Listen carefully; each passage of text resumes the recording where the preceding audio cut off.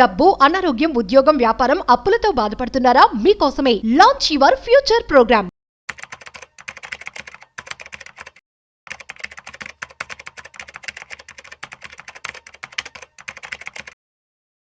Recent గా వచ్చిన ఒక న్యూస్, ఒక అతను స్టాక్ మార్కెట్ లో 2 లక్షల రూపాయలు పెట్టుబడి పెట్టారట. సో అది 2 years లో తనకి 50,000 రూపాయలు అయిపోయింది, అంటే తగ్గిపోయింది. సో ఇలా మోసపోవడం కావచ్చు, లాస్ రావడం జరుగుతుంది. అసలు స్టాక్ మార్కెట్ లో కావచ్చు, మీరు పెట్టుబడి పెట్టేటువంటి ఇన్వెస్ట్మెంట్స్ లో ఎట్లాంటి జాగ్రత్తలు తీసుకోవాలి, రిస్క్ రాకుండా ఉండాలంటే ఏం చేయాలి, ఈ విషయాలు మనతో చెప్పడానికి ఇవాళ మనతో qualified personal finance professional Chari garu ఉన్నారు. సో వారి మాటలో మరింత సమాచారం అడిగి తెలుసుకుందాం. So hi, hello, namaste, welcome to Suman TV. నేను మీ Rajeev Pasupuleti. So let start. So hi sir, namaste. Namaste అండి. యా సార్, క్వశ్చన్ విన్నారు కదా. సో 2 lakhs పెట్టుబడి పెట్టారట స్టాక్ మార్కెట్ లో, కానీ అది 2 years కి 50,000 అయిపోయింది. సో ఎందుకు జరిగింది అంటే, ఒకటి మార్కెట్ పరంగా తీసుకోవచ్చు, ఎట్ ది సేమ్ టైం చాలా మంది కూడా మోసపోతున్నారంట. మోసాలు ఎలా జరుగుతున్నాయి ఏంటి? మోసపోవడము, లాస్ అవడం, 2 క్వశ్చన్స్ ఉన్నాయండి ఇందులో. అవును. సి, మనిషి అన్నప్పుడు ఆశ ఉండడంలో తప్పు లేదండి, అత్యాశ ఉండకూడదు. అత్యాశ దగ్గరికి వెళ్ళేటప్పుడే మోసాలు అన్ని జరుగుతుంటాయి. ట్రూ. మోసం అనే దగ్గర మోసం చేసేవాళ్ళు, మోసపోయేవాళ్ళు. మోసం చేసే వాళ్ళది ఎంత తప్పో, మోసపోయే వాళ్ళది అంతకంటే ఎక్కువ తప్పండి. సరే, ఎవరిది తప్పు అని పక్కన పెడితే లాస్ మాత్రం మోసపోయే వాళ్ళకి ఉంది కదండి. అవును. ఓకే, వీళ్ళకి ఎక్కడ మిస్టేక్ జరుగుతుందంటే, బేసిక్ ఒక పాయింట్ అండి. దేనికైనా ఒక టైం ఉంటుంది, ఒక ప్రాసెస్ ఉంటుందండి. అవును. ఫర్ ఎగ్జాంపుల్, మీరు ఒక సీడ్ వేశారు, ఒక చెట్టు పెరగాలి. ఓకే, మీరు దానికి సన్లైట్ ఇస్తారు, వాటర్ ఇస్తారు. ఇవి 2 ఇస్తే సరిపోతుందా? టైం ఇవ్వక్కర్లేదా? అది పెరగాలంటే టైం ఇవ్వాలి కదండి. మీకు మ్యాంగో ఫ్రూట్ కావాలనుకోండి, మ్యాంగో ట్రీ పెట్టాలనుకోండి, మీరు సన్లైట్ నేను ఇచ్చేదానికంటే ఎక్కువ సన్లైట్ ఇస్తాను, సోలార్ సిస్టమ్ పెట్టి, దానికి కావాల్సింది 100 లీటర్ వాటర్ అయితే నేను 1000 లీటర్ వాటర్ పోస్తాను, రేపు పొద్దున వరకు నాకు చెట్టు పెరగాలంటే పెరుగుతుందా? ఇంపాసిబుల్. సో అలా ఆ రూట్ లో వెళ్తున్నారండి. అది హైబ్రిడ్ సిస్టమ్ లో కూడా వర్కౌట్ అవ్వదు. నేను చెప్తాను చూడండి ఫండమెంటల్ ప్రాసెస్ దీనికి.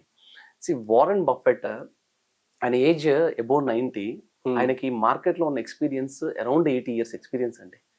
అంత గొప్ప వ్యక్తి బుక్ లో ఏం రాస్తున్నాడండి, you cannot give delivery to baby within 2 months అని అంటున్నాడు ఆయన. అంటే ఒక బేబీకి డెలివరీ ఇవ్వాలి అంటే 9 months కావాల్సిందే. అవును. సో 9 months లో అయ్యే ప్రాసెస్ నేను 2 months లో చేస్తాను అన్నప్పుడు ఏమవుతుంది? ఇలాగే జరుగుతుందండి. అవును. ఇది అందరూ గ్రహించాల్సిన విషయం. అసలు ఫండమెంటల్ ప్రాసెస్ ఏంటి? అసలు యాక్చువల్ గా మార్కెట్ లో ఉన్న ఫండమెంటల్ ప్రాసెస్ ఏంటి? Equity market. ఈక్విటీ మార్కెట్ లో ఏమొస్తాయి?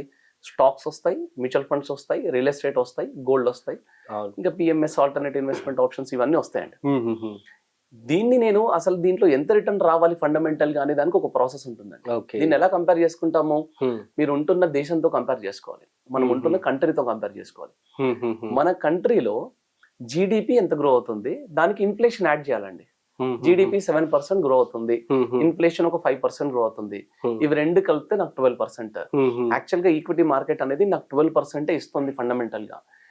మేబీ దానికి ఒక 3% నేను అడిషనల్ గా, ఎందుకంటే మ్యూచువల్ ఫండ్ మేనేజర్స్ వాళ్ళ క్వాలిటీ, వాళ్ళ ఎక్స్పర్టైజ్ మొదలుపెట్టి ఒక 3%, 4% ఎక్స్ట్రా ఇస్తున్నారంటే ఎస్, అక్కడి వరకు ఒక అర్థం ఉందండి.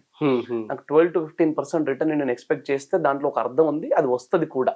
Okay, right. దాన్ని వదిలిపెట్టి నాకు 25% కావాలి, మాకు కాల్స్ చేస్తారండి కొంతమంది. ఓకే, ఏం సార్ 25% రిటర్న్ రాదా అంటారు. వస్తుందండి, కాకపోతే మీరు పెట్టిన డబ్బులు పోవడం కూడా అలాగే పోతే మీకు ఓకేనా అని చెప్తాం మేము. అలా కాదండి, పోకూడదు డబ్బులు, కానీ రావడం మాత్రం 25%, 30% రావాలండి అంటారు. ఫండమెంటల్ ప్రాసెసే అలాగ లేదండి.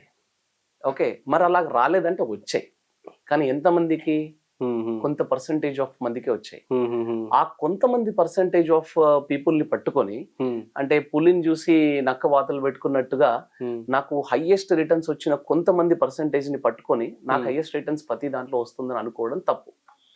అలా జరుగుతుంది అనమాట. ఓకే, ఫర్ ఎగ్జాంపుల్ చూడండి, రియల్ ఎస్టేట్ తీసుకోండి. ద ఫాస్టెస్ట్ గ్రోన్ అంటే లాస్ట్ 30 year కంపారిజన్ తీసుకోండి.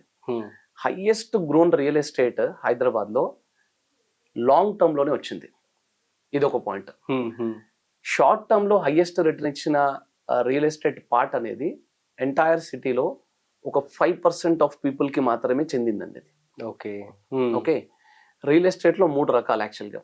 ఒకటి అపార్ట్మెంట్, ఒకటి land land no property land ఒకటి, ఇంకోటి అవుట్స్కట్స్ లో ఉన్న ల్యాండ్స్. ఓకే. అంటే హూడా లేఅవుట్ అంటారు కదండి, అంటే గవర్నమెంట్ స్ట్రాంగ్ గా ఉన్న పేపర్స్ ఉన్న ల్యాండ్, ఒకటి అపార్ట్మెంట్ ఫ్లాట్, అండ్ ఇంకోటి కైండ్ ఆఫ్ అవుట్స్కట్స్ లో రింగ్ రోడ్ పడింది, అప్పుడు నోటరీ ల్యాండ్స్ ఉండే, కానీ అవి they have given very high returns అన్నమాట. ఈ ఫస్ట్ ఇవి ఉన్నాయి చూస్తారా, ఫ్లాట్ ని ఇన్వెస్ట్మెంట్ లాగా చేసిన వాళ్ళకి ఏంటంటే కొన్ని సార్లు 10-year హారిజాన్ లో 4-5% రిటర్న్ వచ్చిన వాళ్ళు కూడా ఉన్నారండి. ఎఫ్డి కంటే తక్కువ రిటర్న్ వచ్చిన అపార్ట్మెంట్స్ కూడా ఎన్నో ఉన్నాయి, వందలలో ఉన్నాయి. ఇవి ఆన్ అండ్ యావరేజ్ గా ఏమవుతుందంటే అపార్ట్మెంట్ కట్టిన 3-4 years కొంచెం రేట్ పెరుగుతుంది, కానీ ఆ తర్వాత కొంచెం సాచురేట్ అవుతుంది, depends upon area. Okay. Second lands అంటే గవర్నమెంట్ అప్రూవ్డ్ ఉన్న ల్యాండ్స్ అంత స్పీడ్ గా గ్రో అవ్వవు, ఆల్రెడీ అవి కొంచెం సాచురేట్ అయినా ఉంటాయి. 50 lakhs పెట్టి కొన్న ల్యాండ్ మేబీ ఫస్ట్ 5 years లో 1 crore అవుతుందేమో, కానీ తర్వాత 5 years లో 1 crore మళ్ళీ 2 crores అవ్వదు, అక్కడ సాచురేట్ అవుతుంది. ఓకే, మళ్ళీ యావరేజ్ రిటర్న్ తీసుకుంటే దాన్ని అగైన్ అరౌండ్ 10-12% వర్కౌట్ అవుతుంది.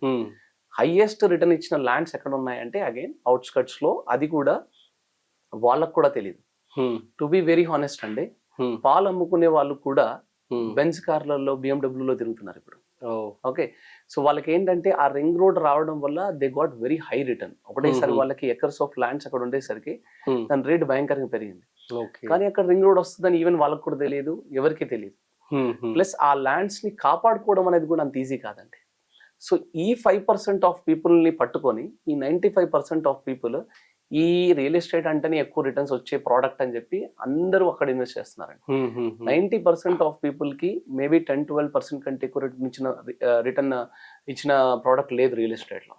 ఓకే, అలాగా ప్రతి ఇన్వెస్ట్మెంట్, ఇప్పుడు గోల్డ్ తీసుకోండి, గోల్డ్ కూడా ఏం జరిగింది, లాస్ట్ 3-4 years నుంచి హైయెస్ట్ రేట్ ఇచ్చిందండి. కానీ ఇక్కడ నుండి నెక్స్ట్ 5 years మళ్ళీ 1 lakh గోల్డ్ కాస్త 2 lakhs అవుతుంది అంటారా? ఎగ్జాక్ట్లీ అవ్వచ్చు, వి డోంట్ నో. అంటే ఇప్పుడు ఛాన్సెస్ ఉన్నాయి, అవ్వచ్చు అవ్వకపోవచ్చు. మీరు 1994 నుండి 2004 వరకు గోల్డ్ హ్యాస్ డెలివర్డ్ 0% రిటర్న్ అండి 10 years లో. యు నో దట్ 10 years లో గోల్డ్ హ్యాస్ గివెన్ 0% రిటర్న్. 94 నుంచి 2004 వరకు, 2004 నుండి 14 వరకు again gold has given very good return, almost 6 times return ఉంది. ఎందుకు? 2008 కరెక్షన్ ఉంది అందులో. ఓకే, ఎప్పుడైతే మార్కెట్ బాగా డౌన్ అవుతుందో అక్కడ గోల్డ్ రేట్ ఇంక్రీజ్ అవుతుంది. ఇవి రెండు కొంచెం ప్రొపోర్షనేట్ గా వెళ్తా ఉంటాయి.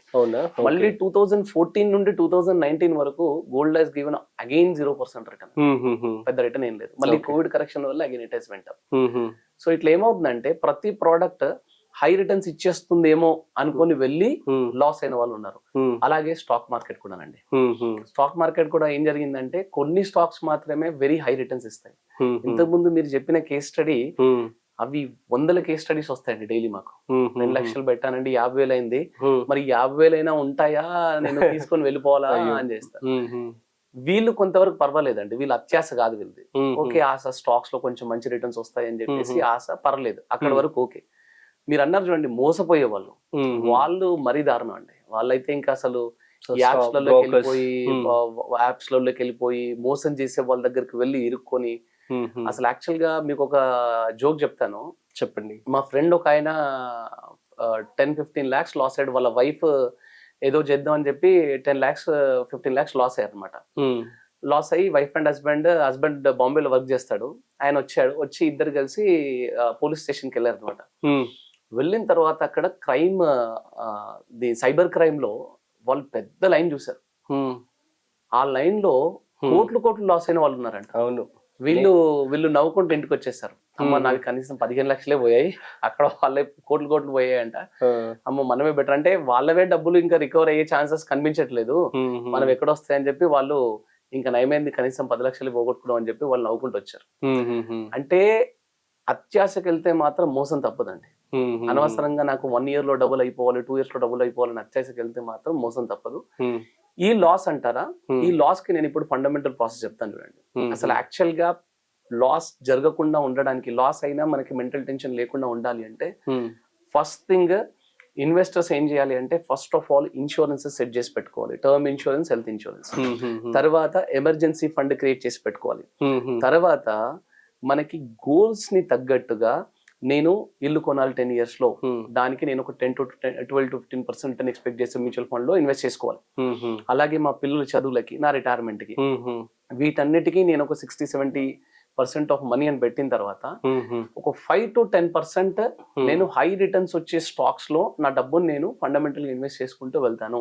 అక్కడ నా డబ్బు పోయినా పర్వాలేదు అనే కాన్సెప్ట్ నా మైండ్ లో ఉందనుకోండి, లాస్ అయినా నాకు అంత పెద్ద ప్రాబ్లం అనిపించదు. ఓకే, ఇలా సెట్ చేసుకోవాలి పోర్ట్ఫోలియో. కానీ నేను 100 రూపీస్ తీసుకెళ్లి నేను అందులో నేను పెడతాను, నా దగ్గర ఉన్నవే 2 lakhs, అవి తీసుకెళ్లి మొత్తం నేను అక్కడ పెడతాను అనడం మాత్రం ఖచ్చితంగా రాంగ్ అండి. That is not at all suggestable. Loss అయ్యే వాళ్ళు, మోసపోయే వాళ్ళు ఎక్కువ మట్టుకు ఈ ఆశ అత్యాశలో పడి కొట్టుకుంటున్నారండి. అక్కడ వాళ్ళు కనుక వాళ్ళు సెట్ చేసు, అంటే సింపుల్ అండి, నేను చెప్పాను కదా, దేనికైనా టైం పడుతుంది.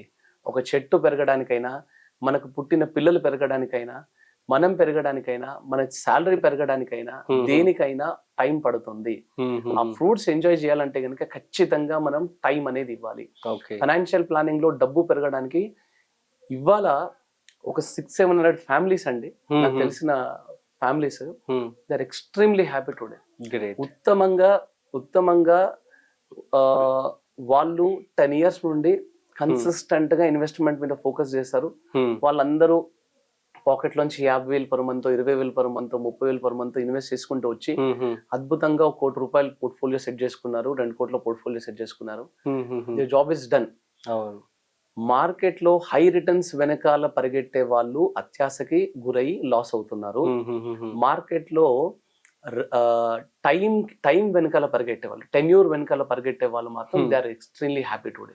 ఓకే, సో ఫండమెంటల్ గా గ్రో అయిన వాళ్ళని మార్కెట్ కూడా ఏం చేయలేదండి. మార్కెట్ కూడా ఏం చేయలేదు. వాళ్ళు ఒక మార్కెట్ ఇవాళ డౌన్ అవుతుందేమో భయం కూడా వాళ్ళకు ఉండదు. ఎందుకంటే ఈ మార్కెట్ క్రాషెస్ ని, మార్కెట్ కరెక్షన్స్ ని క్రాస్ అయ్యి వచ్చారు వాళ్ళు. సో ఇవాళ ఇప్పుడు ఎంత డౌన్ అయినా మార్కెట్ వాళ్ళు ఇన్వెస్ట్ చేసిన అంత వెనక్కి కూడా వెళ్ళలేదు market. So they are settled. నిజంగా సక్సెస్ఫుల్ గా సెటిల్ అవ్వాలి అంటే గనక టైం ఈజ్ మోర్ ఇంపార్టెంట్ అండి. టైం ఇచ్చిన వాళ్ళే ఫండమెంటల్ గ్రోత్ వస్తుంది. ఫండమెంటల్ గా గ్రోత్ వచ్చిన వాళ్ళ రిటర్న్స్ ని ఎవరు ఆపలేరు, ఎవరు వెనక్కి తీసుకెళ్ళారు. ఓకే, super sir, thank you so much. So guys, అర్థమైంది కదా. సో మీరు ఎప్పుడైతే చాలా ఫాస్ట్ గా రిటర్న్స్ కావాలని కోరుకుంటారో అప్పుడు మీరు అత్యాశతో ఉన్నట్లు ఆబ్వియస్లీ మీరు లాసే చూస్తారు. అట్ ది సేమ్ టైం మీరు ఇన్వెస్ట్మెంట్ చేసిన తర్వాత కొంచెం టైం ఇవ్వండి, సో దట్ మీకు ఖచ్చితంగా మంచి రిటర్న్స్ అయితే రావడం జరుగుతుంది అని చెప్పి QPFP చారీ గారు చెప్పడం జరుగుతుంది. That's it. సో మరొక ఇంట్రెస్టింగ్ కాంటెంట్ తో మళ్ళీ కలుద్దాం. అంతవరకు చూస్తూనే ఉండండి సుమన్ టీవీ.